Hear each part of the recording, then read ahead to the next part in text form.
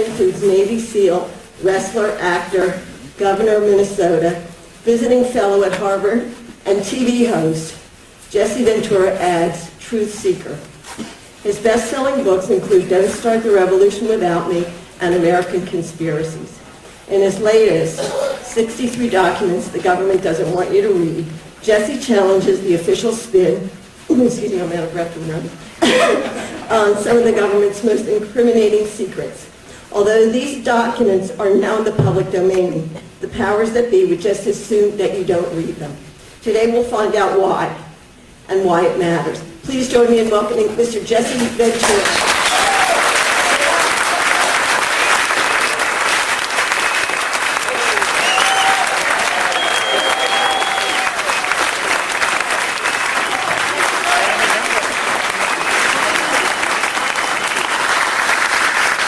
Thank you.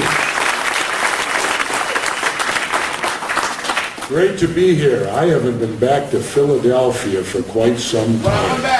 In fact, probably the last time I was here, the Spectrum was still in operation. So I think the Spectrum's been gone a while, right? Yeah, to my knowledge. So yeah, that's probably how long it's been since I wrestled at the Philadelphia Spectrum many years ago.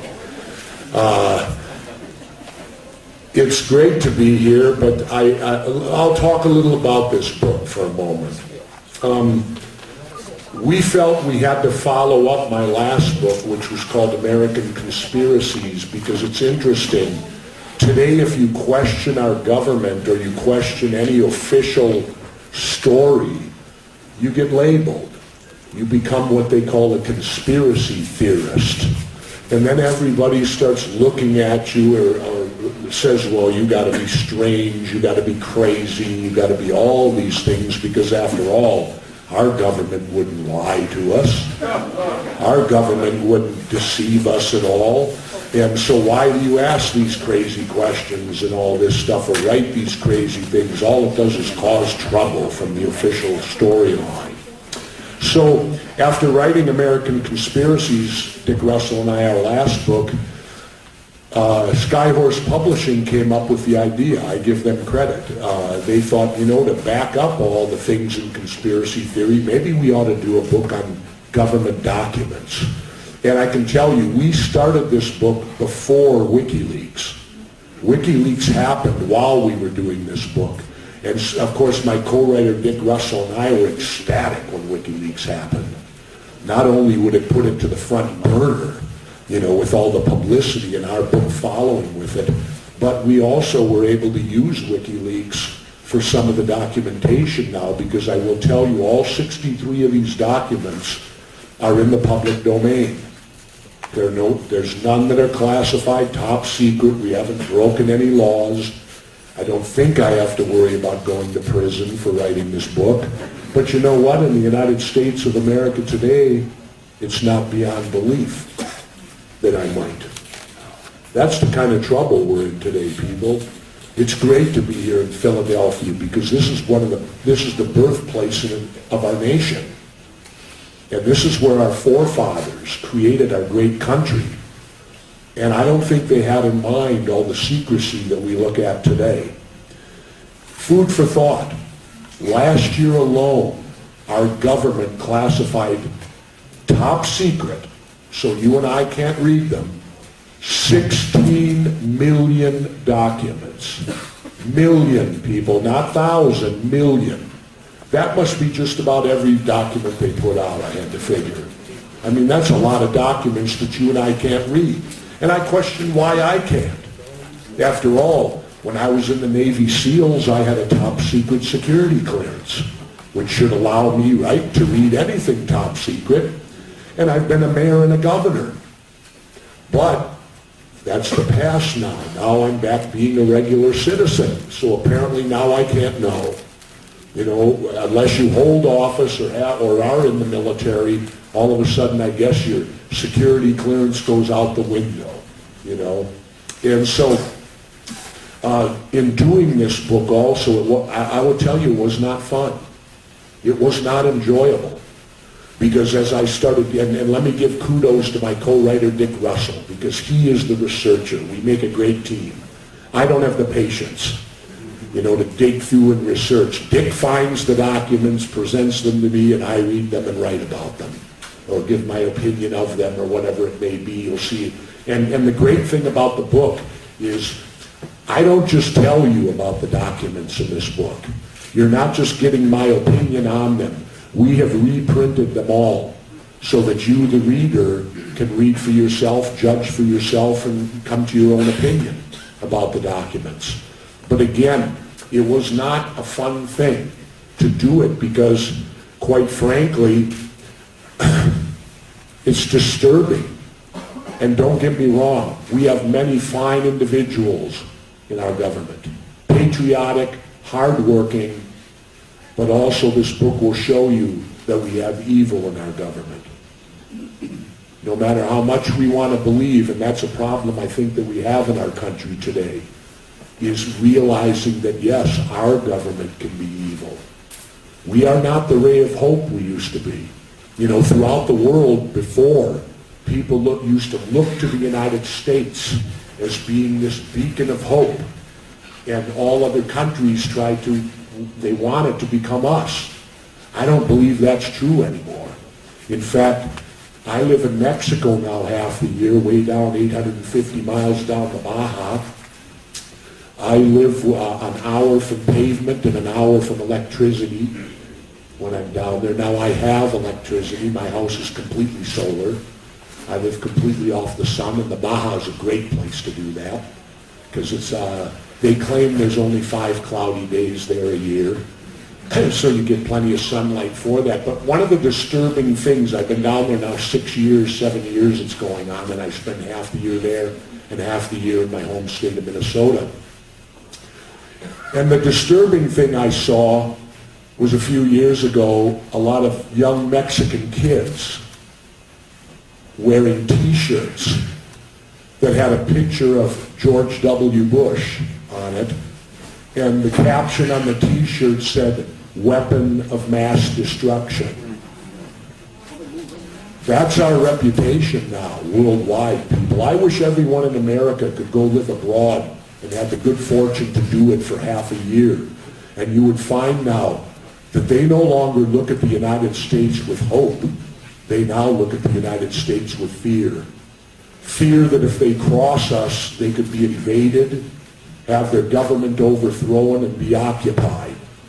And I will say this, and believe me, I'm an equal opportunity despiser. I despise the Republican Party as much as the Democratic Party. I am the independent.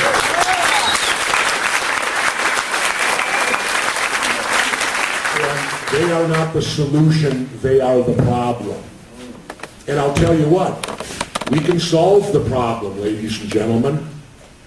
And it's as simple, I'll use a couple cliches here, it's as simple as the nose on your face, but the fact is, you can't see the forest for the trees. It's a simple answer. Stop voting for Democrats and Republicans, both. I like to refer to them as, in this aspect, it's like going to the supermarket and go to the soft drink department. And you go to the soft drink department and your only 2 choices are Coke and Pepsi. There's no Mountain Dew, there's no 7-Up, there's no root beer, there's no orange, anything like that. What you have is Coke and Pepsi, both colas. One slightly sweeter than the other, depending on your taste buds. But that's what you've got today, people. I'm so disappointed in President Obama, I can't tell you how disappointed I am. He ran on change we can believe in. Where is it? I haven't seen any change.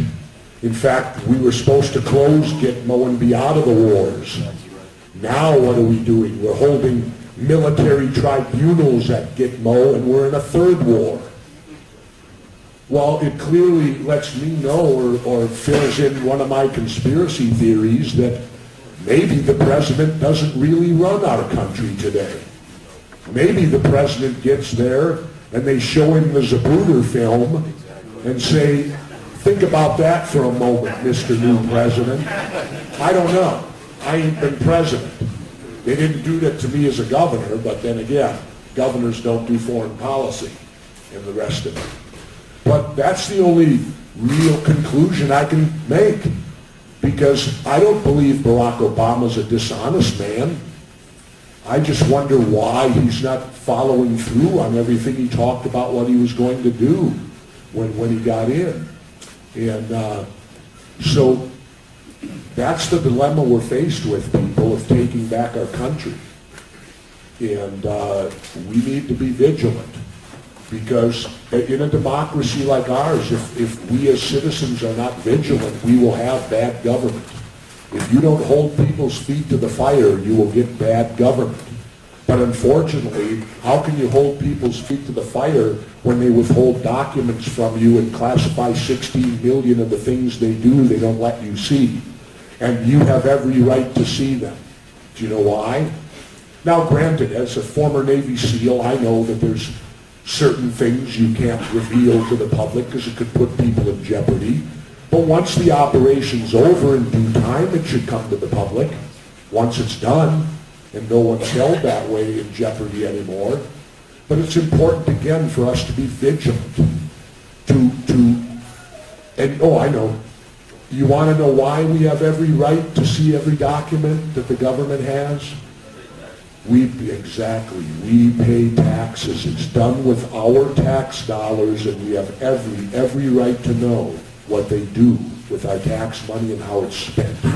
And when you get to this book, when you read these documents, I hope that you become as upset as I did in doing it and reading the documents and seeing some of the crazy things that our government has spent your tax dollars on and what they're currently spending them on.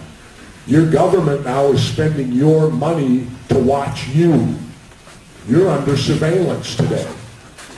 Now, how bad is that when you're paying for your own surveillance? It's bad enough to be under surveillance, but then when you realize that they're reaching into your pocket, pulling out your wallet, and making you pay for it too, that should outrage you. I hope this book makes you angry. I hope this book stirs you up. I really do. That's what I hope for. That's why I wrote it, Dick Russell and I, was to hopefully open the eyes. You know, when I live in Mexico every winter now, I don't watch TV. I'll tell you how bad it is for me. I didn't learn that there was an earthquake in Japan until 5 days after it happened. When I live down there, I live in eyesight. The only thing I know about, I do it by choice. The only thing I know about is what I can see. And I do that. I call it flushing my brain out. You know, and I didn't know that we went to war in Libya now until 5 days after the war. See, I learn all this. I go to town once a week. And that's kind of where I go, and all of a sudden I start learning what's going on here back in the United States, and I start learning about what the news is bringing forth for us. And in fact, that's another thing, people. The media. Let me go to them for a moment here. You're not going to see any of these documents brought forth by the media, the mainstream media. I won't classify all media, but the mainstream media. After all, they have to report important things to you, like what's happening with Charlie Sheen. You know? Damn, that's important. We need to know that. And here's the one that got me the most. You'll all remember about a year and a half ago when for 30 to 45 days straight, every newscast lead story, the death of Anna Nicole Smith. Ladies and gentlemen, that's the dumbing down of America.